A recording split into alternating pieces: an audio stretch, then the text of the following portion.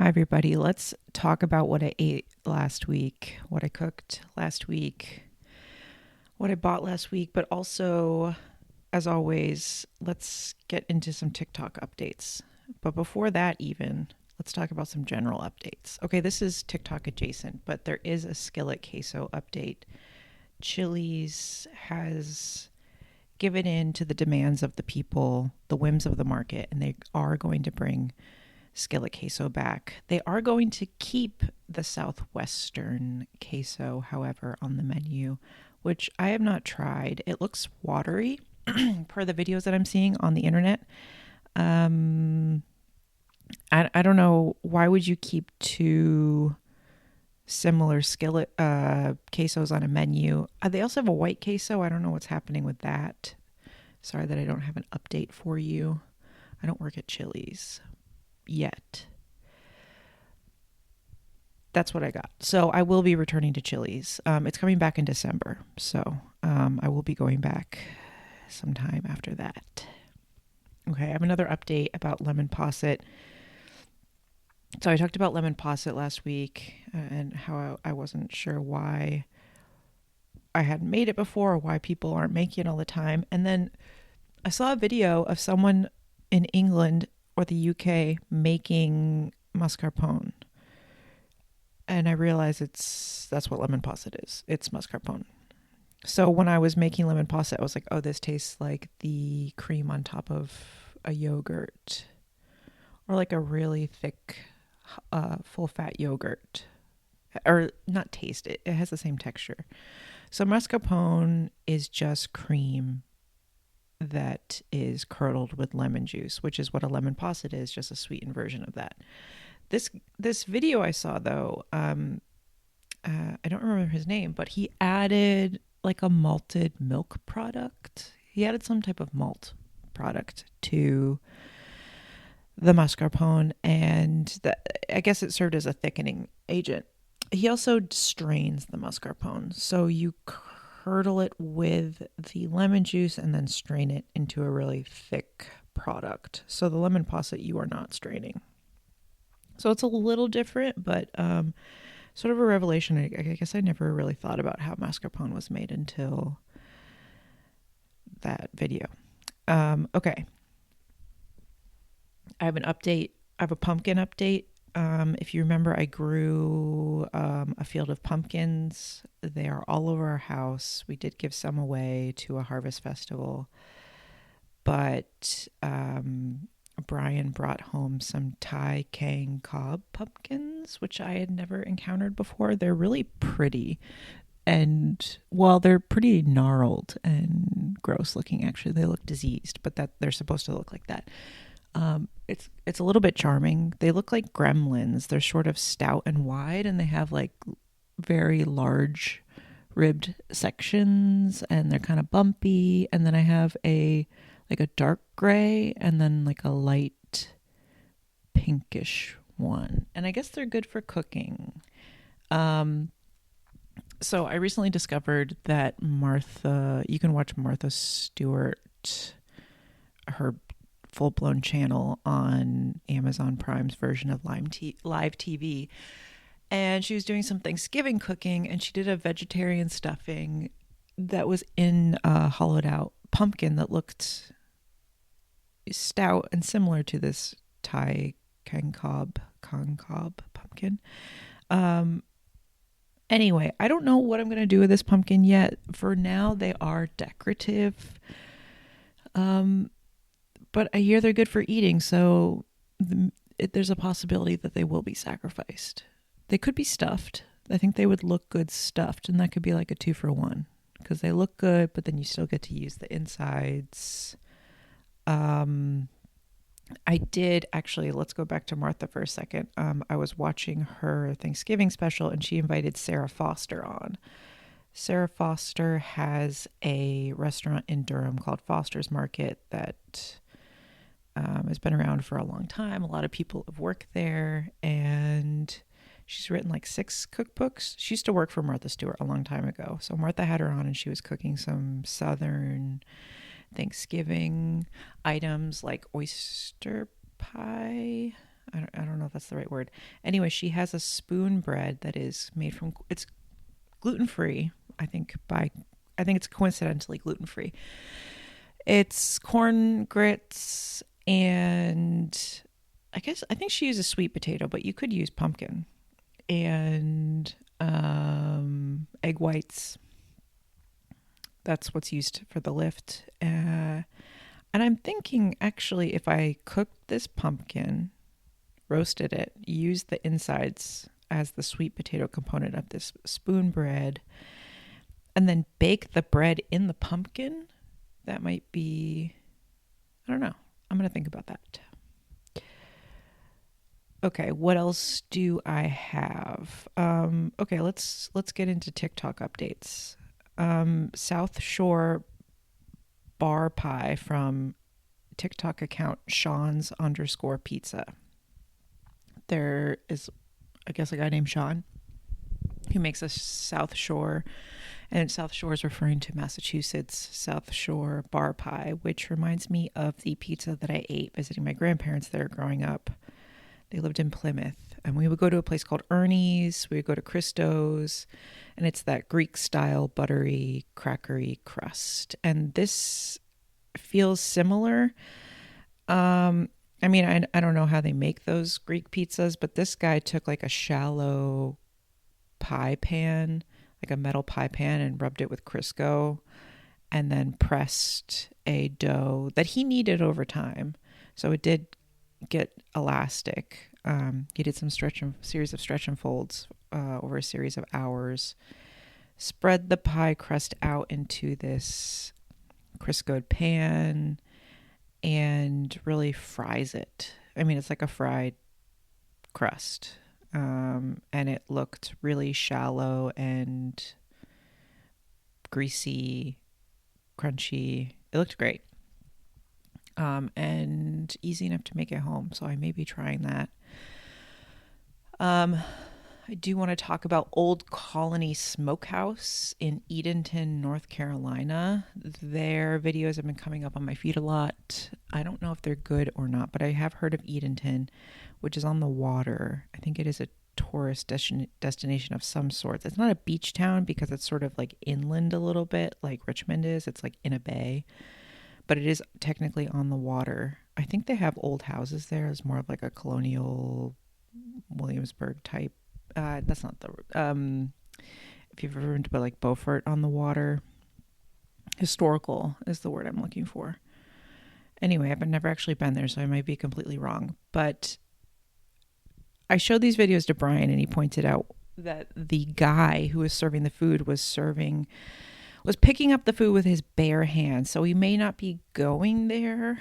I mean, I don't necessarily have a problem with that if you are, being clean about it, but I mean, people do use their bare hands in cooking and prep. That's just sort of like something you need to get over. I'm not saying there shouldn't be standards, but I think bare hands are fine if you're keeping them clean and being mindful of what you're touching.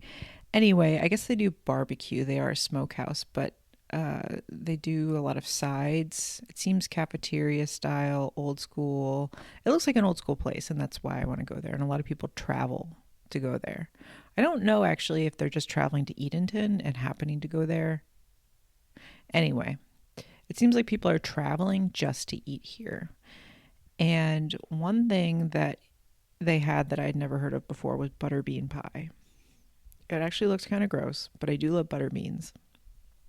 But I think, like butter beans and lima beans, they're all the same, but in my mind, they're not. Like, these were very much like green lima beans, like true, like if they're green, they're lima beans in my mind. If they're butter beans, they're white. I might be wrong about that, but that's how I understand it. So butter bean pie, it's lima beans cooked in some sort of glazy sauce, and then you take pie crust strips and cook the pie crust strips like noodles in with the beans, and you serve it that way. So it's sort of like chicken and dumplings. which I don't know. I mean, I like chicken and dumplings. There's something though about like that really raw flour taste. Sometimes it doesn't go away fully, and I'm thinking that's probably what's going on there. Speaking of pies, I saw someone make a pie with a creamed butter. They call it the creamed pie crust method, I think. It was a woman from Ireland. Creamed the pie. And I've never done that, so I might try that. Apparently it's easier to mix. I don't know. Does that just like create like a shortbread cookie though? You know, is it just like, does it not create the pockets that the pieces of flattened butter and the layers? Like that's the point of flattening the butter out in the flour, right? It creates those pockets and layers. If you cream it, does that just go away and it turns into like a uniform grocery store shortbread pie? Not sure. Might need to do more research on that. Okay, the last TikTok video I want to talk about is a little alarming. Okay. This person was filming their mother or grandmother, I'm not sure, making something called sawdust salad, which I had never encountered. Seems to be a Midwest thing, maybe. I don't know. I was watching it with the sound off, to be honest. And here's the craziest part about this. I watched one video on a Monday, thought that was the whole recipe. A couple days later, the second part of the video came on my feed, and I thought, that's weird. Last night, the third part of the video, or maybe it was the fourth, this one recipe, it's like clearly someone who doesn't, I mean, maybe they do know what they're doing because it keeps coming on my feed. But, you know, this recipe did not need to be 3, 4, however many videos it was long. They just needed to, you know, they were doing 60 minutes. It's like you can do a 3-minute video. I think maybe they didn't know that. Anyway, so at first I thought that this sawdust salad was just orange jello, pineapple, and banana. And I was like, I'm already out. I didn't know that it was going to get worse. So the first video, people were arguing in the comments because, so she made a jello with a bunch of cold water, a bunch of hot water, a bunch of cold water, then drained a bunch of canned pineapple, and added that in. And people in the comments were like, use the flavored liquid from the pineapple in the jello instead of using water. And then people were like, no, it's not going to set. The enzymes in the pineapple are going to prevent the jello from setting. That doesn't make sense because you're still adding pineapple to the mixture, which has enzymes in it. So that's out the window. That's not what's going on here. Maybe it would make it too sweet, and maybe you do want to drain off that extra sweet liquid from the pineapple, but maybe you want it because it has flavor. So next video, I didn't really watch the middle video because I was already like, what else could they possibly do? Here's what I saw. They add whipped topping. Then they add cheddar cheese on top. They shred cheddar cheese over it. I don't know why. I don't know. I don't know what to say about this. Bananas, cheese, pineapple, jello, whipped cream. I know people put melted cheddar over apple pie with ice cream. This is not for me. The only recipe that I've had like this is Watergate salad. Is it named after the Nixon scandal? And that was enough. I can't do this. And anyway, good luck to everybody out there making sawdust salad or living, or if you're a part of a family that makes this and you don't like it, I'm sorry. And I'm feeling for you. Okay. October 27th, 2025. It was a Monday, 9 a.m. Counterculture coffee with half and half made at home. 1 p.m., a BLT and cheese curds from Cookout in Oxford, North Carolina. 3 p.m., a handful of thin pretzels. 5 p.m., a small pour of Paolo Bea Piparello Montefalco Rosso Riserva. 5:30 p.m., spaghetti with leftover tomato cream sauce, sweet Italian sausage, and pecorino romano made at home. 6:30 p.m., Bluebell cookie two-step ice cream and Millennium Crunch ice creams. Okay, so I did go to Cookout on a Monday. I think I was home from work. I was working from home. Got a double batch of cheese curds and they were cold. So that was sad. I bought this bottle of Paolo Bea wine. I've been cooking with it in my red sauce. But I bought it because it has, oh my God, it's so expensive. I'm on the page. I think I paid $100 for it.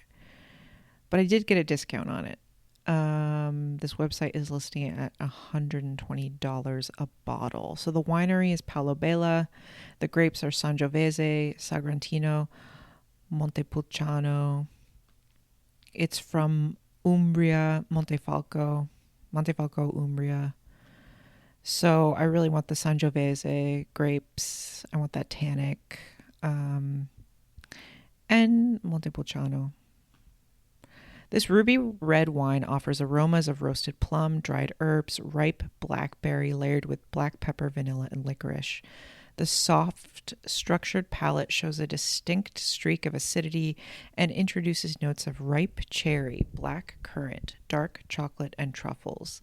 The finish is caressing and long. Its remarkable tannins lead into a brightly acidic finish. So, I will not be buying this wine again. Let's just get that out of the way. It is good, but for what I paid for it, I've had better reds. I've had better tannic reds. I like other wines better. When I opened the bottle, I thought that it had turned. I thought that the bottle was off because it did have a nail polish remover alcohol scent right off the bat that did dissipate once the wine sat out and was able to breathe. But it did have a very acidic quality that I had to look up this description and make sure that it was supposed to be as acidic as it was. It's very light. It tastes light and acidic to me. And I don't know. It's not for me, I think. People are saying cherry, earthy, red fruit smoke. Maybe my bottle was off, but I don't know. I don't know about it. Not for that price. So anyway, what else? Tried this new, well, it's not a new flavor. It's new to me, Millennium Crunch. And I don't know why I haven't tried this before. I think because it has nuts in it. And I'm like, why would I buy a vanilla ice cream with nuts in it? But I'm glad I did because it's one of my new favorites and Brian's favorites. So we did fight over the carton. So it's vanilla ice cream, a variety of nuts. I think pecans, hazelnuts, walnuts, and then it has these chocolate and caramel chunks, they call them, but they're like thin square or rectangular pieces that are really, really good. It's really simple. It's not too sweet. It's excellent. And it will be bought again when it returns. I don't know. As soon as I bought it and as soon as I decide that I want a Bluebell flavor, it somehow goes away. And even if it's not a rotational flavor. So I'll be on the lookout for that. Okay, October 28th, 2025. It was a Tuesday, 8 a.m. Counterculture coffee with half and half made at home and a bowl of bran flakes with milk. 11:30 p.m. Grilled cheddar and sriracha on olive oil toasted La Farm sourdough made at home and a small pour of GT's lemonberry kombucha. 1 p.m. Pretzels. 5:30 p.m. tofu, cabbage, onion, and carrot in brown sauce with black pepper and sesame seeds over jasmine rice. Made at home. 6:30 p.m. Bluebell cookie, two-step, and Millennium Crunch ice creams. Okay. I got a new flavor of GT's kombucha because it was on sale at Food Lion. You know, they're on sale, but they're so expensive. It was too sweet, in my opinion. No, thank you. I think the kombucha is too sweet. And then you look at the label and it doesn't even have that much sugar, but it just tastes too sweet. I wish it didn't taste so sweet. Maybe that's a plus for some people. It's like, yeah, it's low sugar, but it tastes like it has a ton of sugar in it. I just kind of want it to taste like it has less sugar. I did add a little bit of apple cider vinegar to it because it just needed a little bit of balance. And I don't know if that, taking a shot of apple cider vinegar, I've over the years, I've heard of people doing that. I mean, for like 15 years now. I don't know if it's real, but I started, was it last week, drinking a little bit of apple cider vinegar every day. And I think it actually did make me feel better. Might have been psychological. Also, I think I was influenced because I listened to the How I Built This podcast. I have not listened to it for years, but I don't know. I decided to try it out again because I'm like grasping at straws for podcasts. I don't know, like Arthur Schwartz has not been updating his podcast. I hope he's okay. And I hope he's just on vacation. And I'm just like, what am I going to listen to? How I Built This. They interviewed the people who invented Poppy, and I did not realize that that's what Poppy is. It's like a person who was trying to do the apple cider vinegar shot every day, and it was gross, so they made a whole soda to mask it. And then I thought, here's me being influenced. I thought, why don't I try Poppy? It's like $2.50 a can, which is the cost of kombucha. And I don't even know if it's a fermented product. So, and it is owned by Pepsi now. I mean, everything's owned by everything, but I don't know. Maybe if it's on sale, I'll try it. And that reminds me, I should take a shot of apple cider vinegar today and see if it makes me feel better. I don't know. Okay. So I made tofu in brown sauce for dinner. I do find that boiling the tofu before putting it into the stir fry does help it keep its shape and not totally fall apart, because I am using soft tofu. Well, no, I'm lying. I'm using firm tofu. I also think it's nice to boil it in some salt water, helps salt it. So that's what I'm doing with my tofu. I use 2 blocks of tofu so I can make lunch leftovers so Brian can bring it to lunch. 2 blocks of tofu cubed, boiled for just like a minute or two in salt water. Cabbage, onion, carrot. I cut the carrot with a what do you call it? Like a fluted, scalloped knife. I got a knife to make the fluted edges on a carrot. And then it really picks up the sauce. I don't know why, but that makes it. I know it's psychological, but that makes a carrot taste okay to me. If it's just cut on a straight edge, it's disgusting. And then my brown sauce was a little watery. I need to remedy the situation, and I have not, because for some reason going out of my way to go to an Asian grocery store is just,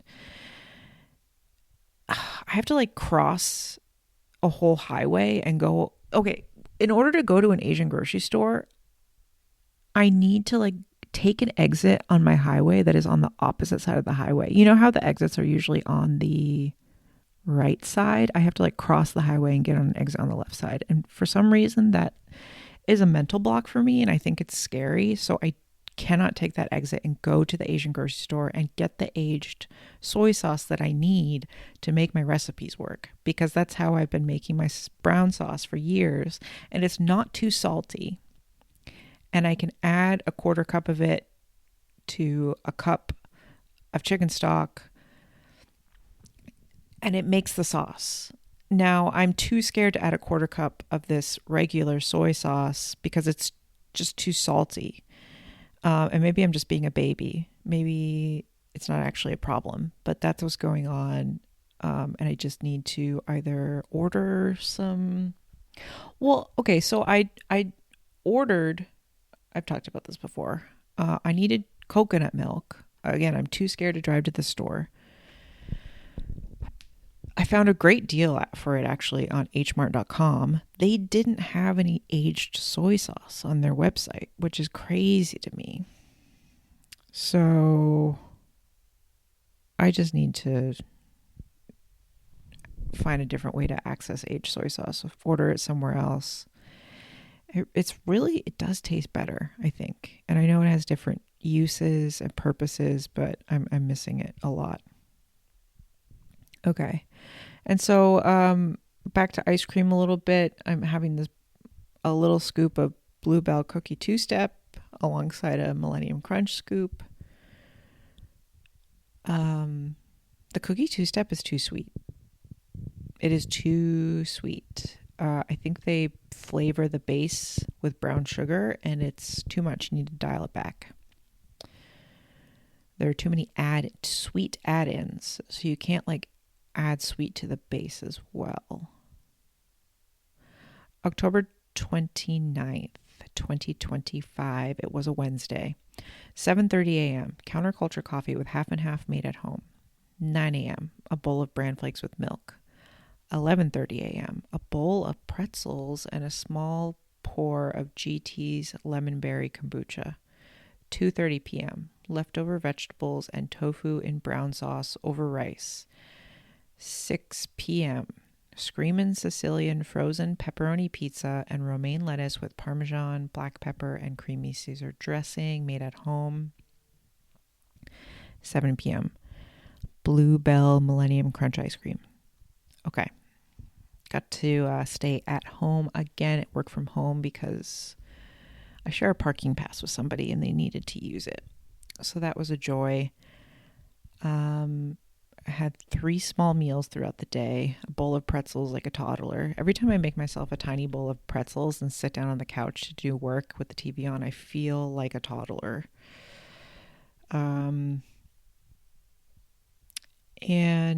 But I can't help it. If I have pretzels in the house, I need to eat them. Actually, that's not true because I forgot that I still have those pretzels and I do need to eat them.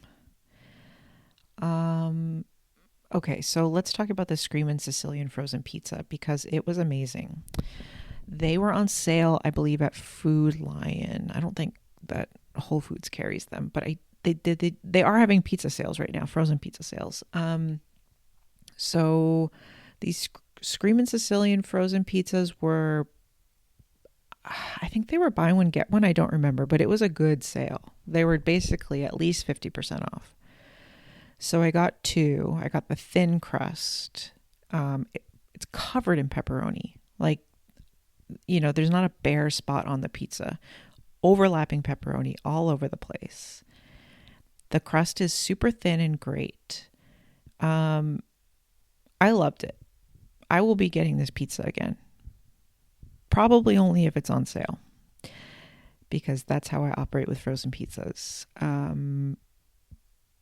But yeah, it was great. It reminded me of the frozen pizza that they have at Costco. I haven't had it in years because I don't have a Costco membership anymore.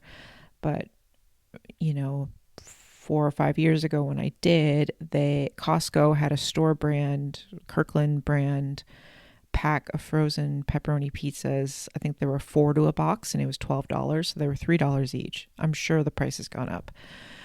But it was very similar. Super thin crust, covered in pepperoni. Excellent. Great sauce, plenty of sauce, plenty of cheese, nice amount of grease. You want that grease from the pepperoni. That's what it reminded me of. So I'm going to give it a 2 thumbs up for a frozen pizza. I have had another Screamin' Sicilian product before that I reviewed on here. Oh, they're like, it was like a pepperoni bread and I made it wrong. You were supposed to cook it in the plastic paper cardboard thing that it was in, and I didn't. So it was a greasy mess. It was so greasy. But, now that I know that I cooked it wrong and how great their pizza is, I'd be willing to try their other products again. It was like a Italian French bread pizza type thing, covered in pepperoni bits. Anyway, the directions said remove the plastic. And by that, I thought, like, get rid of all the plastic. But they really wanted you to keep the plastic lined container it was in and cook it in that. I mean, it was cardboard, whatever. I was just like, am I sticking paper in the oven? That feels crazy. But I guess you're supposed to. Okay, anyway, I did have a note here to talk about the creamy Caesar dressing that I'm using because, I mentioned a lot of brand names. And when I first told my friend slash colleague Tim Breen about my idea to keep a food log back when I was still in Chicago, he said, it's going to be interesting to see like where you decide to mention brands and like which products you think need a brand, need to be associated with a brand, or like which details you include. Do you know what I mean? Like, and I have noticed that like with bread, I always say what bakery I get the bread from. Like bread has an importance, or like what qualifiers are you using and like which items get those qualifiers and which don't. Like I don't usually mention, well, historically I don't usually mention brand names when I'm talking about crackers, but I will if I'm talking about bread. So I noticed that I have not been using brand names when I'm talking about salad dressing, but now that I'm talking about the food log and able to give it more context, I feel like I'm able to talk about brands more. I don't know, and that's something that I need to think about. Like, do I want to, I don't know, be so brand focused? I'm always mentioning the brand when I talk about ice cream.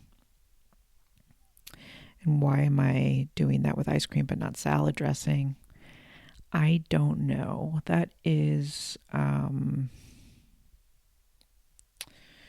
I think, here's what I think is going on. Like, I'm not mentioning a brand when I talk about tofu or rice or like things that are pretty, like you can get tofu really that's any brand and it's going to be similar enough. Ice cream brands are really different. And I think that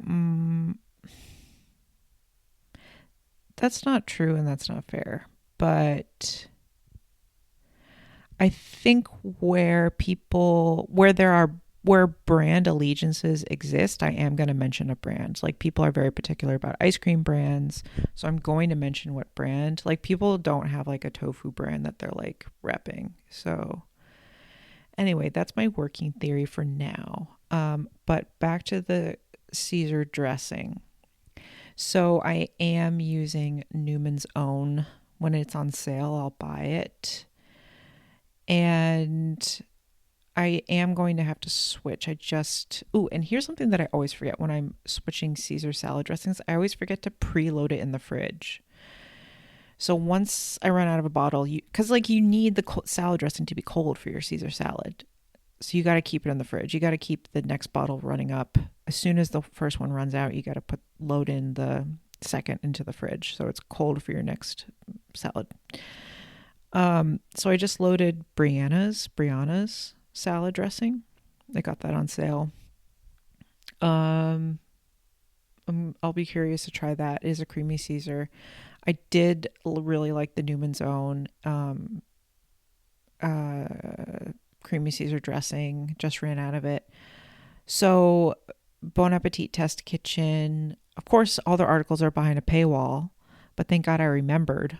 I tried to go double check, and you can't even look the answer up because it's all behind a paywall. But their best Caesar dressing was Marzetti brand, which I think I did buy, and it's fine. It is in the refrigerated section, so maybe it's just they want you to think that it's better. I don't know. Maybe it's just not a shelf-stable product. I have a note on here to say that the BA test kitchen had the same chemistry as Vanderpump, which is something that you cannot recreate or cast. Okay, you sure? I'll say some more about that. The original BA test kitchen, back before they all blew themselves up, and I don't remember the drama anymore, but I feel like they were canceled and there were shitty things going on with pay. Anyway, they were all coworkers working in this test kitchen, right? Like, you could not recreate that chemistry. And it's the same situation with Vanderpump. The original cast of Vanderpump, they all worked in a kitchen in a restaurant together. They were all friends. They were all dating each other. And you could not recreate that chemistry. And that's what Lisa Vanderpump is trying to do with season 12 of Vanderpump. She recast it. With her current staff. I mean, sure, they are a restaurant staff, but I feel like they were curated for the point of the show. And that also feels like the new BA test kitchen staff. They were curated to try and recreate what was happening before. And that's the problem. They're trying to recreate something that was already that worked just on its own and evolved out of its own self naturally. And you just can't recreate that. You can't. So I think Vanderpump, they should cancel the show because you can't recreate it. Try something else. And with the BA Test Kitchen, I mean, I like some of their videos, but they're trying to recreate that magic and these personalities, and it's not happening. So I think they need to move in a different direction and try something else. Okay, that's my rant on that. Okay, October 30th, 2025. It was a Thursday, 8 a.m. Counterculture coffee with half and half and leftover frozen pizza. 1 p.m. Leftover tofu and vegetables over rice and a small pour of GT's Trilogy kombucha and pretzels. 6 p.m. Orzo with leftover tomato sauce and sweet Italian sausage, cream, and Parmesan made at home. 7 p.m. Bluebell Millennium Crunch ice cream. Pretty boring, basic day. Ate leftover frozen pizza for breakfast. So that was a joy. And let's see. Switched over to the bottle of Trilogy kombucha that I had, which is still too sweet, but it is far superior to the lemon berry. And I had some leftover tomato sauce. I don't know what to call tomato sauce that has sausage in it. It's not a ragu, is it? I mean, technically, is it a ragu? I'm making a tomato sauce with a sweet Italian sausage base, and then I'm adding cream at the end. So it's not quite a vodka sauce. I don't know what it is. There probably is a term for it that I don't know. I mean, I know it's... Yeah. Anyway, added orzo to this, and it was like a very comforting bowl of orzo. Very nice. Finished with some parm. And I am using pre-grated parm, which I do love. Good quality pre-grated parm. But I do love it in a different way than, I still have my block of expensive parm in the fridge, but it's different, I feel. Especially when you're making a Caesar salad. Okay. And I did buy expensive anchovies to make a proper Caesar salad. And I still, at the end of the day, go back to, the bottle dressing and the pre-grated Caesar. I don't know. Something comforting about that. Okay. October 31st, 2025. It was a Friday and it was Halloween. by the way. 8:30 a.m. Counterculture coffee with half and half made at home. 11 a.m. A BLT with turkey and a coffee with half and half from Merritt Grill in Chapel Hill, North Carolina. 2 p.m. A mini Three Musketeers bar at the office. 6 p.m. Orzo with leftover tomato sauce and sweet Italian sausage, cream and parmesan made at home. 7 p.m. A slice of coconut cake from Merritt Grill. A spoonful of Jenny's boozy eggnog ice cream and raspberries. So this was a different day. Usually I'm working from home on Friday, but I did go into the office because I hadn't been into the office this week. And I do like going into the office because I get to walk around campus, especially in the fall when the leaves are turning and it's nice and crisp out and you can wear layers. So, another thing, there was a costume contest and a pumpkin decorating contest at work. So that was fun. And I knew there would be candy. So that was a huge motivator. So I did drive over to a place called Merritt Grill to get a BLT. So I have accidentally been to the Merritt Grill parking lot before. It's kind of on a busy road, and I did need to turn around once with Brian, and we pulled into this place, and I thought, oh my God, they have BLTs. Let's go. But they were closed. So I finally went because I saw a TikTok video that says like 6 best sandwiches in the triangle. And this was one of them. And the video was, I didn't trust it because first of all, the best sandwiches in the triangle are at Ideals. And this video didn't even talk about Ideals. So I already knew they were wrong. I've also seen their other videos before, and I don't like or vibe, or I don't agree with their taste. They just have a different taste and motivation than I do. Like it feels very like promotional, not honest. Anyway, Merritt Grill is in their top sandwich, and they have signs all over the parking lot and trucks, huge catering trucks with terrible graphic design. And it says all over it, best BLTs in North Carolina or whatever. So they have 4 different sizes: baby, regular, double, or triple. I got a regular with and I added turkey. Got a coffee. It was, it's like the self-serve coffee. I did half decaf, half regular with some half and half, like creamer in a creamer cup, like coffee mate creamer. It was not real.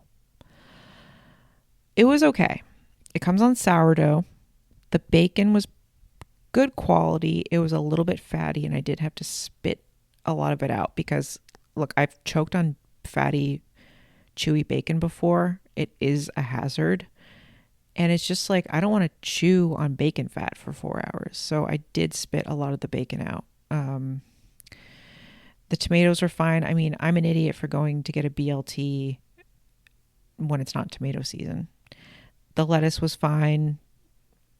There was not a lot of mayonnaise on it. There could have been more. I don't know what type of mayonnaise they were using. But it did not taste like Duke's. It might have been, but I don't know. It was okay. It was an okay BLT. The bread was a little too soft. I think it could have been toasted more. Maybe I should have specified. It was okay. I wouldn't get another BLT from here. And I'm not going to listen to these stupid TikTok videos because their sandwich taste is garbage. Also, I sat outside to eat it and didn't realize I was sitting next to, well, I don't even know where the speaker was, but they were blasting like the Kids Bop version of Halloween songs. And it was like just song after song about skeletons and how they were like songs I've never heard before. Like new age Halloween songs about like skeletons being embarrassed about their bones showing. And I really should have Shazammed them because they were insane. But it was a truly alarming experience, and they do not have the best BLT in the triangle. I don't know who does, but it's not this. I feel like I have a lot more to say about this, but I'm trying not to be too negative, but you know, skip it. Also, I'm pretty okay, I shouldn't say this, but first of all, the staff was dressed up and I was ordering my sandwich from someone in a mask and I could just see his eyes through the mask. His behavior was weird. I can't tell if it was because he was wearing a mask, but I feel like he was wasted. And then as soon as he took my order, he like walked away and left the building. I don't know what happened. It was very strange. I don't know. It just okay. Here, it feels like, and I've worked at a place like this. Should I say the name? Pies and Thighs. I worked at Pies and Thighs during the era where they were expanding and trying to do a lot of catering. And this place feels like that's what they're trying to do. They're trying to do a lot of catering and make money. Like they get to a certain point where they just want to make money. And catering is that option. But you're going to cut corners when you're doing catering. And it feels like they're just like a factory at this point. And they're really trying to sell you on buying catering and best. Anytime a place says that they're the best or the number one, they're not. That's what's going on there, I think, a little bit. Okay. 2 p.m. A mini Three Musketeers bar at the office. That was delicious. Tiny but delicious. Okay, so let's talk about this coconut cake from Merritt Grill, the same place I got the BLT from. When I went to check out, they had a separate counter with desserts. I think they had like banana pudding and other like southern classics, if you will. Coconut cake, which I've been talking about coconut cake a lot lately. So sorry about that. I'm going to talk about it some more. Jumped at the opportunity to get a slice of coconut cake and I saved it so that I could eat it with Brian. And it was good and disappointing at the same time. There was something strange about it. And here's what I think was happening. It was 2 layers. The cake itself was pretty light and well made. No complaints there, but it also didn't blow me out of the water. There was a pretty thick layer of frosting in the middle and then a slightly less thick layer of frosting on top. And then it had coconut on top, coconut flakes, like the sweetened coconut. So I was eating it and certain parts of it were good and certain parts of it weren't. And I couldn't figure out what was going on. I think that the middle layer of frosting was not prepared correctly, or it was prepared poorly in an intentional way to just be like a filler. So the frosting on top was a delicious buttercream. It was properly salted. It was properly flavored. Like you could taste the vanilla. It was wonderful. The frosting in the middle tasted like Crisco, like slightly sweetened Crisco. So I don't know if they like ran out and like used a different batch of frosting halfway through making the cake and like one was better than the other, or if they're like trying to hide the lower quality frosting in the middle of the cake, or if they're like, we have 2 different types of frosting. I don't know what's going on. That's my impression of what was happening. And I actually ended up just eating the top of the cake and throwing the rest of it away because it's just like it was gross. It was like trying to eat a stick of butter, like unsalted butter. Okay. Also, I want a coconut cake to be 4 layers minimum. If you need to cut, just cut in half and do a better job, I think. Okay. So I'll talk about this Jenny's Boozy Eggnog Ice Cream. I went to Whole Foods after work, bought a bunch of raspberries, and all of their holiday stuff was on deep discount, which I did not understand because it's Halloween. Why is your Thanksgiving, Christmas, and winter holiday stock already deeply discounted? Asked my sisters about this, asked Brian about this. They said it's promotional. But people are going to buy it. Like people are going to, why do you need to promote it? So anyway, this Jenny's ice cream, all their holiday flavors were discounted. So I picked up the boozy eggnog. That is the flavor that appealed the most to me. I'm not going to buy peppermint ice cream. There was like a pistachio macaron, or I don't know if it was like a macaroon or a macaron. And then they had, I don't know, the other flavors just didn't appeal to me. So I got the boozy eggnog. And then I also got some Mrs. Meyer's hand soap refill that was dirt cheap, that was pine scented. I've had some really terrible Mrs. Meyer's products before. Last Christmas, my mother got 3 different scents of hand soap and gave one of each to me and my sisters. We each got a different scent in our stocking. I ended up with like a apple cider scent that is absolutely horrendous. It's in Brian's bathroom. We have separate bathrooms. And every time he uses it, I gag. Oh, I don't know. We need to throw it away. But I feel like it's soap. Why would I throw away a product? But it stinks. And it's so nasty. Almost a year later, we still have it. I need to throw it away. It's disgusting. I do like Mrs. Meyer's peony scent. I do love the tomato vine scent. I have 3 bottles of the tomato vine scented dish soap that I got deeply on sale. I guess it's a controversial one, but I love it.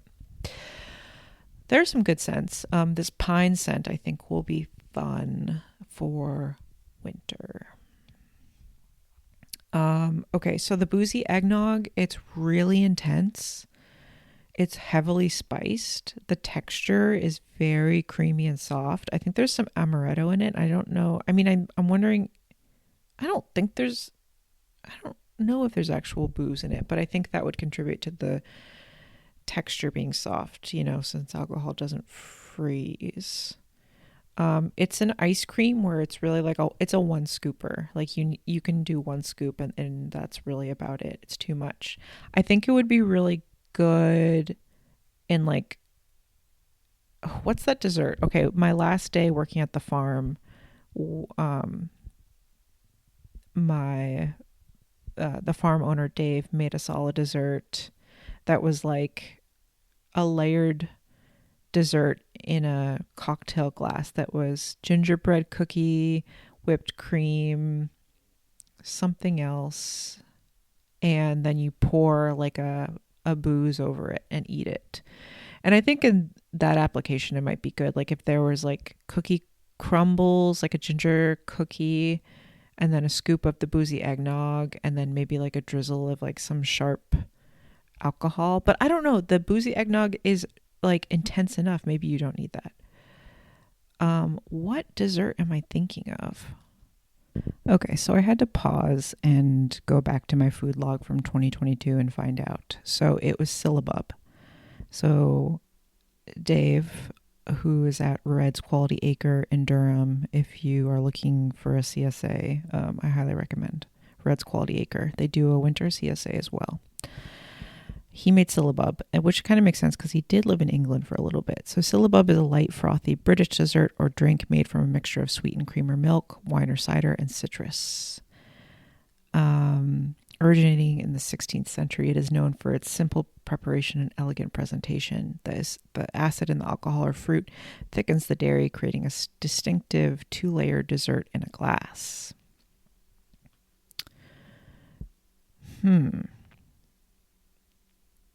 So, unfortunately, I didn't have any details in my food log, but I do remember it being,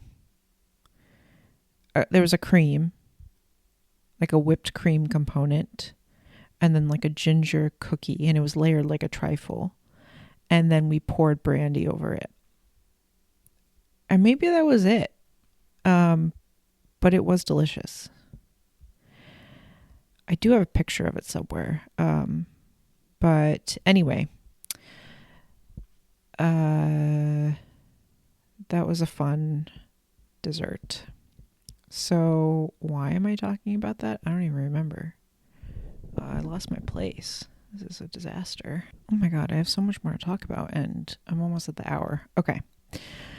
November 1st, 2025, it was a Saturday, 9:30 a.m. Leftover coffee with half and half. 12 p.m. Miso soup, a crab rangoon, shrimp shumai, fried shrimp, spicy salmon roll, spicy tuna roll with avocado and shrimp tempura, a crunchy tempura flake roll with shrimp, masago, and spicy mayo, a crab stick, tuna, and avocado roll with eel sauce at Orchid in Raleigh, North Carolina. 5 p.m. Buttered popcorn with black pepper made at home and raspberries. Okay, so as you know, I like to go to Mr. Tokyo in Chapel Hill. It's an all-you-can-eat sushi spot. I recently discovered by accident that there was a closer place in North Raleigh that also does the same deal. For lunchtime, I think it's $21.95 per adult. I think their dinner prices might be a little bit more expensive. So I went for lunch. And I love a cheap, better than grocery store sushi. It doesn't need to be all that spectacular, but I do like a nice mayonnaise sushi. So I will say the thing that stood out to me the most was the crab Rangoon. Excellent crab Rangoon. And I made fun of my mom for raving about this crab Rangoon that she had at a Chinese place in East Hampton, Connecticut. And I thought, they're all the same. What are you talking about? Now I get it. This crab Rangoon was excellent. The fried wonton wrapper was in like a satchel purse form shape. It was like a drawstring purse. That's like a dumpling shape. And it was absolutely stuffed with crab stick and cream cheese. I've never had such a generous crab Rangoon. It was wonderful. And it comes in a serving of 2. 1 was enough. I mean, it was fantastic. The other thing that really stuck out was the crunchy tempura flake roll with shrimp. That was amazing. I ordered a second of that. It's just filled with crunchy tempura flakes. And I loved it. And it has mayonnaise, of course. And then I ate buttered popcorn for dinner. Brian asked for olive oil and black pepper flavored popcorn. Boring, but that's what we had. Okay. Oh, and I asked Brian, I was like, so what do you think? Do you like this Orchid in Raleigh all-you-can-eat sushi experience? Or do you think that Mr. Tokyo is better? Because like price aside, they're kind of neck and neck with price. The sushi's kind of neck and neck. Mr. Tokyo has better appetizers. Like they have chicken katsu. The crab Rangoon does not compare. But Brian said that overall, the dining experience at Orchid felt like a funeral. They were playing soft piano music and all the servers are very quiet and older. Mr. Tokyo is more of like a student vibe. They're blasting pop music at the highest level. And that is where I go to hear pop music. That is where I learn about Taylor Swift remixes that I never knew existed. That's probably the only place I have heard Taylor Swift, to be honest. I mean, that's where I go to discover pop music.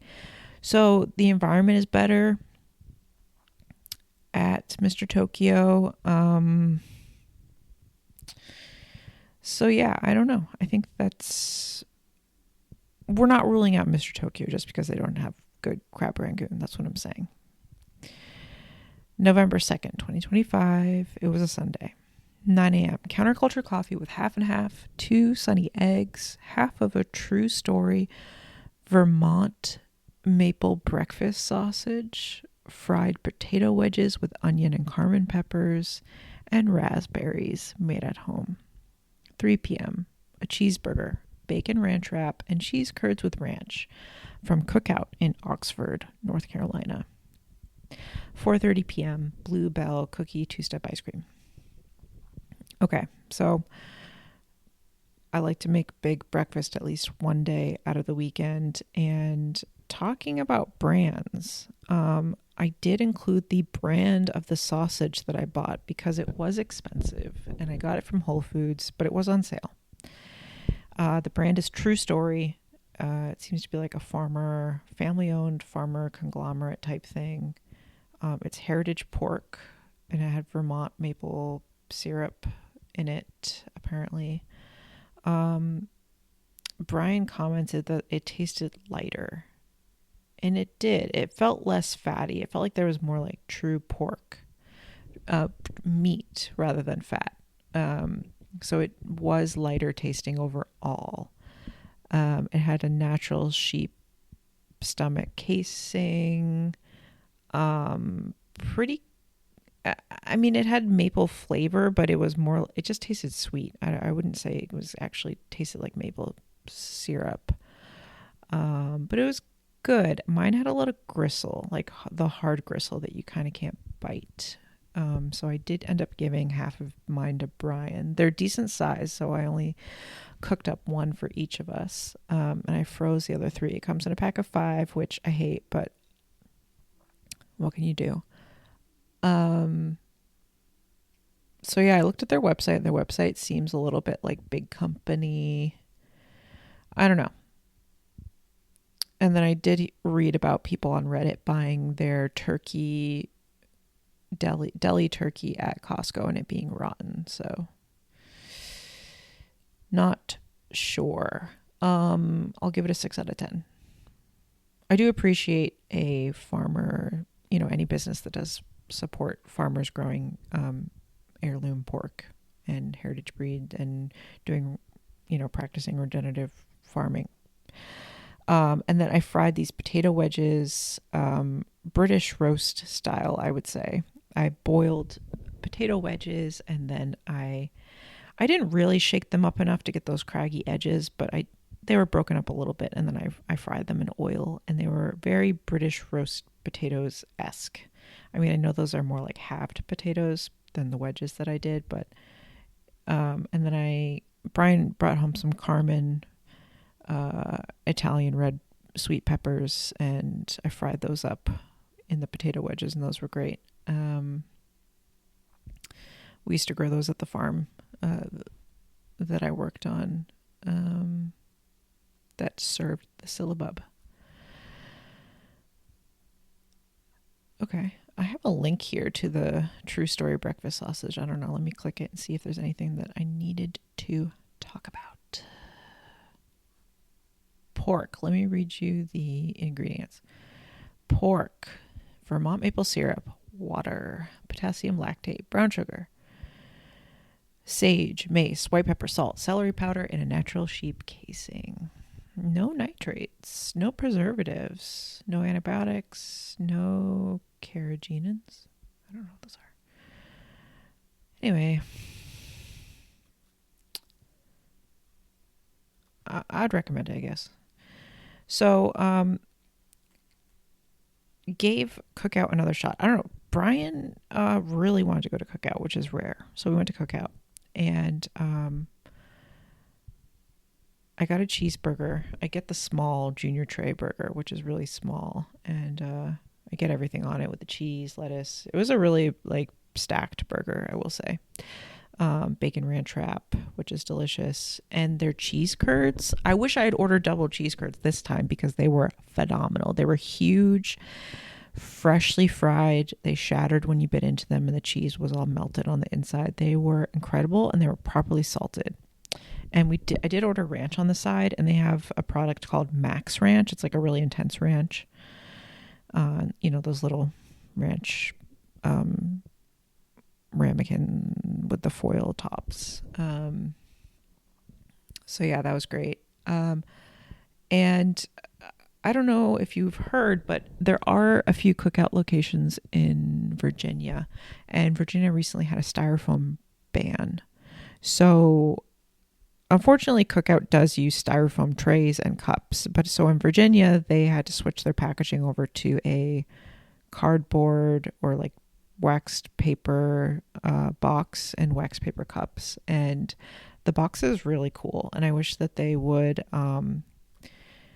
bring that to all of their locations, because obviously we hate styrofoam, but also the box looks amazing, and it does have cutouts, I think, in the O's of the Cookout so that your food doesn't totally steam. And I do like that they use paper bags for the sides, which I really like going to Taco Bell for that reason. It feels like a fast food where it's not destroying the planet, because they just use paper for things instead of like plastic and styrofoam. So do something good for the environment and go to Taco Bell. Okay. That's it. I gotta go.